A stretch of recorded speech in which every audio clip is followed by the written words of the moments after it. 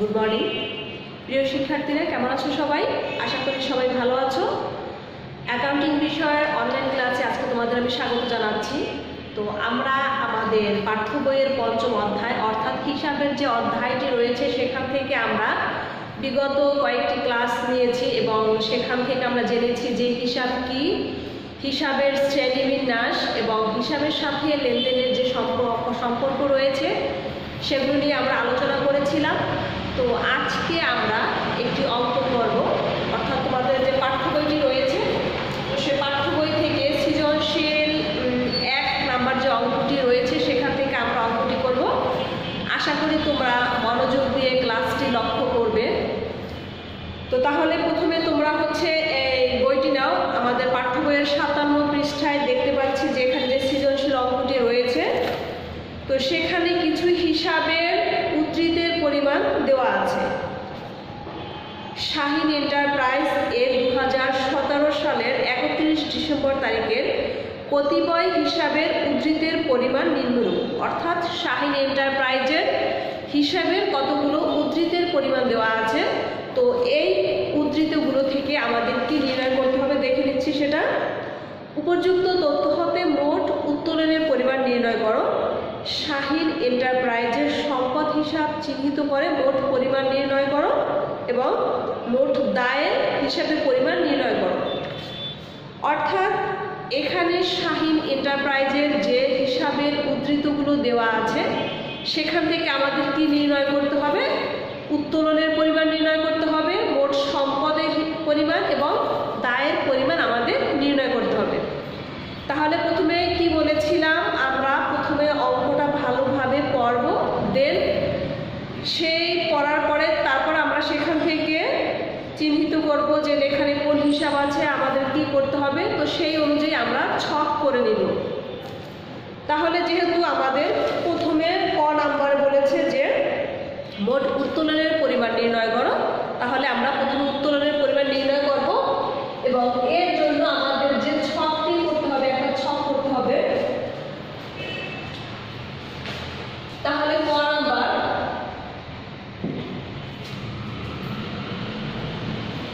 কি বলা হয়েছে? মোট উত্তোলনের পরিমাণ নির্ণয় করো। আমরা মোট উত্তোলনের পরিমাণ নির্ণয় করব। মোট উত্তোলনের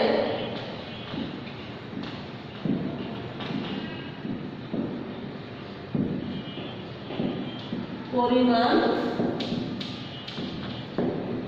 নির্ণয়। আচ্ছা, মোট উত্তোলনের পরিমাণ নির্ণয় এর জন্য কি আমাদের কিন্তু একটি ঘর করতে হবে এবং আমরা একটি ছক করে নেব।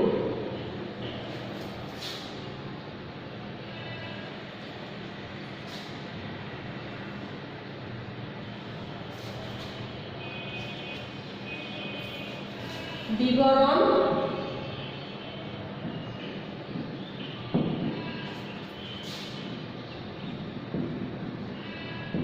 টাকা টাকা এভাবে আমরা একটি ছক করে নিব। আচ্ছা, এখন আমাদের দেখতে হবে যে এখানে যে হিসাবের উদ্ধৃতগুলো দেওয়া আছে এখান থেকে আমাদের উত্তোলনের পরিমাণ নির্ণয় করতে বলা হয়েছে। তো প্রথমে আমি হিসাবের নামগুলো পড়ে নিচ্ছি। মূলধন, বন্ধকি ঋণ, অগ্রিম ভাড়া, আয়কর, বকেয়া বেতন, জীবন বীমা প্রিমিয়াম, প্রদেয় বিল, আসবাবপত্র, প্রাপ্য হিসাব, প্রদেয় হিসাব, অনাদায়ী সুদ, যন্ত্রপাতি, ব্যাংক হিসাব, নগদান হিসাব, অগ্রিম প্রাপ্ত কমিশন, সুনাম, অনুপার্জিত উপভাড়া, ব্যাংক জমাকৃত উত্তোলন এবং বকেয়া মণিহারি। আচ্ছা, তাহলে এখানে কিন্তু আমাদের সরাসরি কোনো উত্তোলন হিসাবের উদ্ধৃত দেওয়া নাই, কিন্তু আমরা যে হিসাবের সাথে লেনদেনের যে সম্পর্ক রয়েছে সেখানে আমরা দেখেছি যে মালিক যদি ব্যক্তিগত প্রয়োজনে ব্যবসায় থেকে কোনো দ্রব্য বা সুবিধা গ্রহণ করে তখন সেটা আমরা উত্তোলন হিসাবে লিপিবদ্ধ করব। যেহেতু এখানে দুইটি আমরা এন্ট্রি দেখতে পাচ্ছি, আয়কর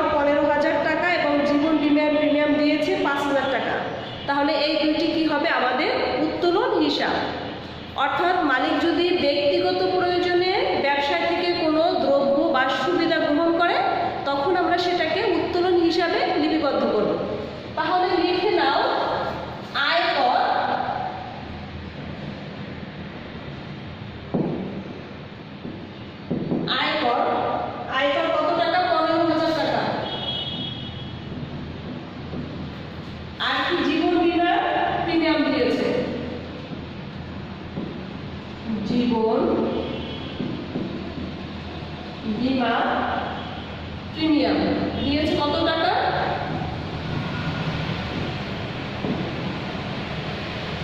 জীবন বীমার প্রিমিয়াম দিয়েছে 5,000 টাকা। তাহলে কত হয়েছে আমার? 15 আর 5 20,000 টাকা। এভাবে টান দিয়ে আমরা হিসাবটি কি করবো? ক্লোজ করে দেব। তাহলে আমার মোট উত্তোলনের পরিমাণ হয়েছে কত? 20,000 টাকা। মোট উত্তোলনের পরিমাণ কত হয়েছে? 20,000 টাকা।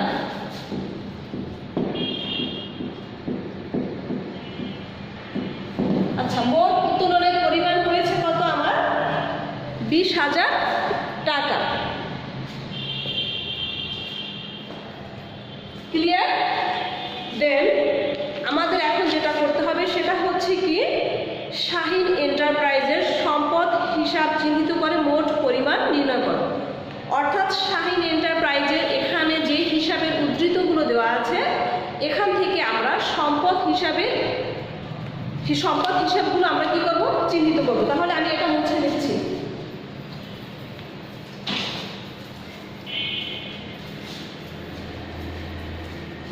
এর জন্য কিন্তু আমাদের আলাদা এভাবে ঘর করতে হবে, ছক করে নিব। তাহলে আমরা এখন কি বের করবো? সম্পদ হিসাব চিহ্নিত করব।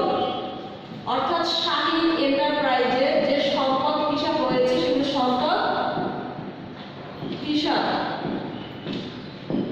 সম্পদ হিসাব সমূহ এখন কি কি সেটা আমরা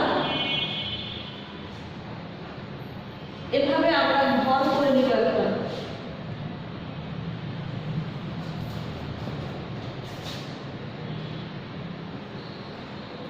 ক্রমিক নং হিসাবের নাম টাকা।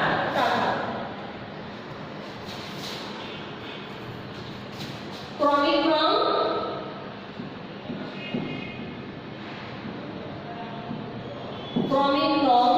হিসাবের নাম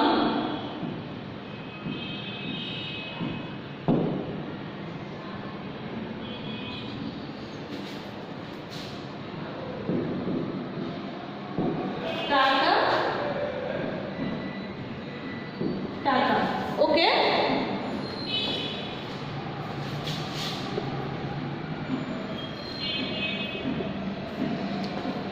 এখন আমরা এই যে শাহিন এন্টারপ্রাইজের যে হিসাবের উদ্ধৃতগুলো দেওয়া আছে, তো এখান থেকে আমরা হিসাবের অর্থাৎ সম্পদ শ্রেণীর যে হিসাবগুলো আছে সেগুলো আমরা শনাক্ত করব, চিহ্নিত করব। তাহলে প্রথমে আমরা দেখতে পাচ্ছি আমাদের যে সম্পদ আছে অগ্রিম ভাড়া। আমরা জানি যে খরচ যদি অগ্রিম প্রদান করা হয় সেটা হবে সম্পদ। তাহলে লিখে নাও ক্রমিক নং 1 দিয়ে অগ্রিম ভাড়া।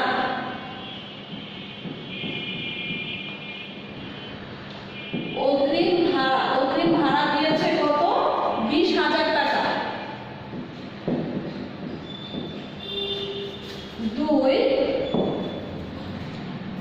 2 আছে আমাদের আসবাবপত্র, দেন প্রাপ্য হিসাব।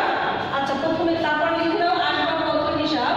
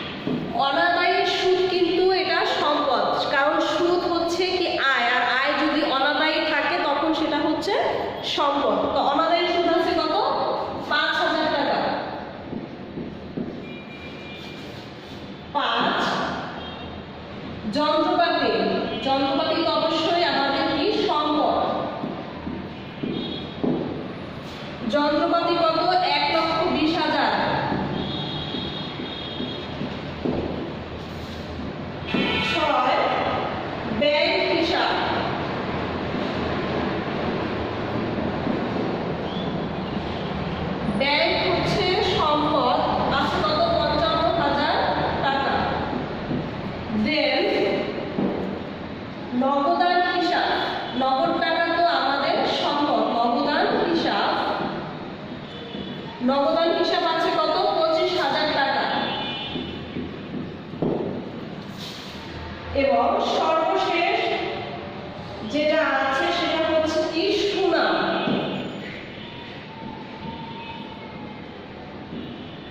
সুনাম বা গুডউইল, এটা হচ্ছে আমাদের কি? অস্পর্শনীয় সম্পদ, এটাও কিন্তু আমাদের সম্পদ সুনাম। তাহলে সুনাম আছে কত? 15,000 টাকা। আচ্ছা, এবার যোগ করে ফেলি। তাহলে আমাদের এবার সবগুলো যোগ করলে কি বের হয়ে যাবে? আমাদের মোট সম্পদ। যোগ করে ফেলো। 1 2 3 5 10 15 20 25, 25 এর 5 হাতে 2 2 4 5 5 5 10 10 আর 19 25 26 27 আর 2 28 29 29 এর 9 2 এর আগে 3। আচ্ছা, তাহলে আমার কত আসছে মোট সম্পদ? আমাদের তাহলে মোট সম্পদ হচ্ছে কত? 3,95,000। এটা হচ্ছে আমাদের মোট সম্পদ। বুঝতে পেরেছি কিনা সবাই?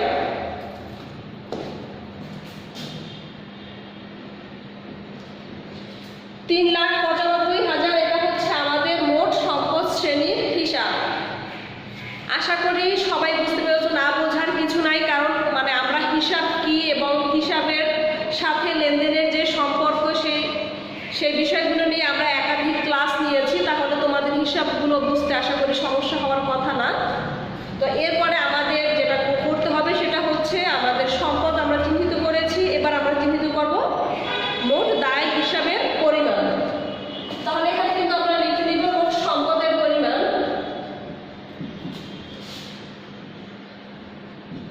মোট সম্পদের পরিমাণ কত হয়েছে আমার? 3,95,000। আচ্ছা, এরপরে আমাদের যেটা করতে হবে সেটা হচ্ছে মোট দায় অথবা লায়াবিলিটিস এর পরিমাণ নির্ণয় করতে হবে। আচ্ছা, দায়, তাহলে এটা আমরা মুছে দিচ্ছি।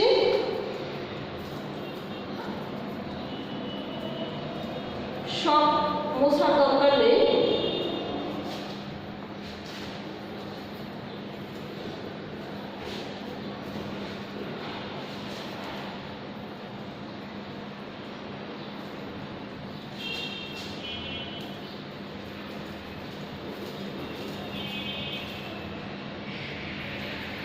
এবার আমাদের যেটা নির্ণয় করতে হবে সেটা হচ্ছে দায় দায় বা লায়াবিলিটিস।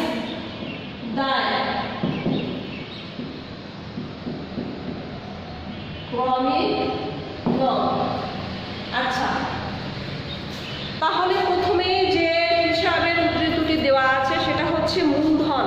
মূলধন কি? এটি কি দায়? মূলধন হচ্ছে আমাদের মালিকানা সত্ত্ব হিসাব, তাহলে মূলধন তো আসবে না।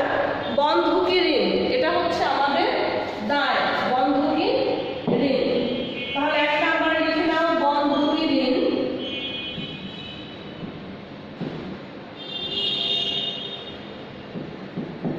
বন্ধকি ঋণ, বন্ধকি ঋণ কত? 1,00,000 টাকা বন্ধকি ঋণ। 2 আছে আমাদের বকেয়া বেতন। আমরা এর আগে বলেছি যে খরচ যদি হচ্ছে বকেয়া থাকে তাহলে দায়, এবং খরচ যদি অগ্রিম পরিশোধ করা হয় তখন সেটা হচ্ছে সম্পদ। যেহেতু বকেয়া বেতন তাহলে এটা হবে আমাদের দায়। লিখে নাও বকেয়া বেতন।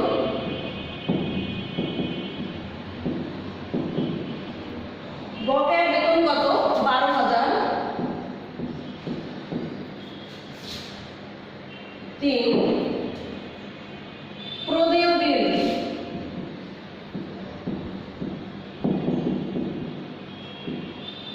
প্রদেয় বিল 30,000 টাকা।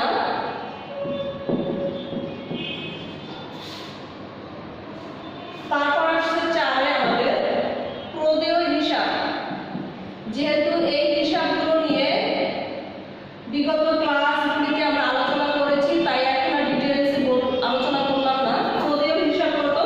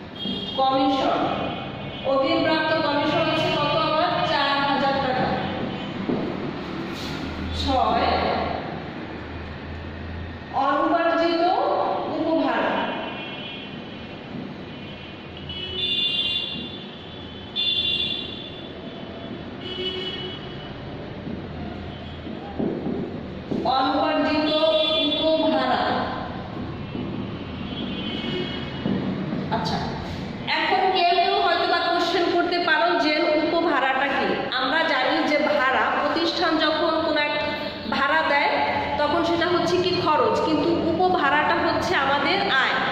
যেমন যদি আমি এক্সাম্পল দিই এভাবে, যে তুমি একটি বাসায় বা একটা ফ্ল্যাট ভাড়া নিয়েছো, তো দেখা গেল যে তোমার সম্পূর্ণ ফ্ল্যাটটি দরকার হচ্ছে না, তো সেখান থেকে তুমি যে ফ্ল্যাটটি ভাড়া নিয়েছো, যে মালিককে যে ভাড়া দিচ্ছ, এটা হচ্ছে তোমার খরচ। কিন্তু যখন দেখলা যে তোমার পুরো ফ্ল্যাটটি দরকার হচ্ছে না, একটা রুম তুমি আবার তোমার বন্ধু বা কাউকে ভাড়া দিয়েছো, তো সেখান থেকে যে টাকাটা পাচ্ছ এটা হচ্ছে উপভাড়া, এটা হচ্ছে তোমার আয়। তো এই যে অনুপার্জিত উপভাড়া, এটা কিন্তু হচ্ছে আমাদের কি দায়। উপভাড়া আয়, যখন আয়টা যখন অনুপার্জিত হবে তখন সেটা হচ্ছে দায়।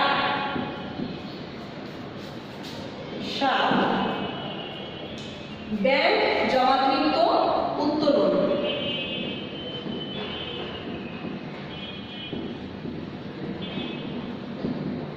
ব্যাংক জমাকৃত উত্তোলন কত আছে? ৮৫০০।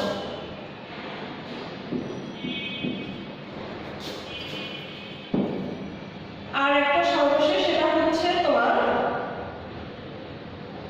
বকেয়া মণিহারি।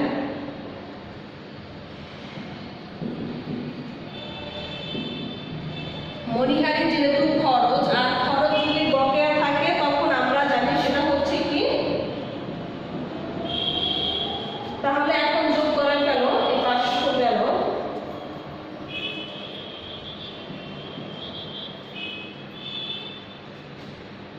দুই ৮ আর ২ ১০,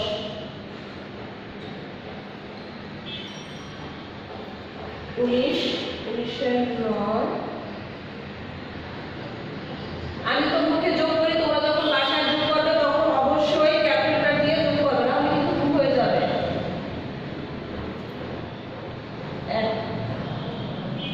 আবার মিলে নাও, ৫০০, ৮, ১০, ১৪, ১৯, ১৯ এর ৯, ৪, ২, ৭, ৮, ৯। আচ্ছা, ওকে, হ্যাঁ, তাহলে হয়েছে কত? ১,৯৯,৫০০। এখন আমাদের মোট দায়ের পরিমাণ হয়েছে কত? আমরা যখন হিসাব করার পরে নিচে দুইটা টার্ম দিয়ে এভাবে হিসাবটিকে আমরা ক্লোজ করে দেব। মোট দায়ের পরিমাণ,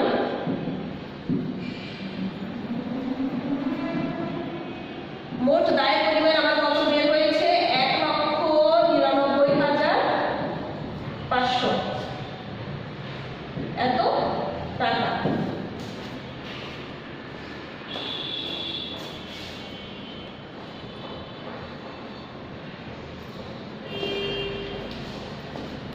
তাহলে আমি তোমাদের যে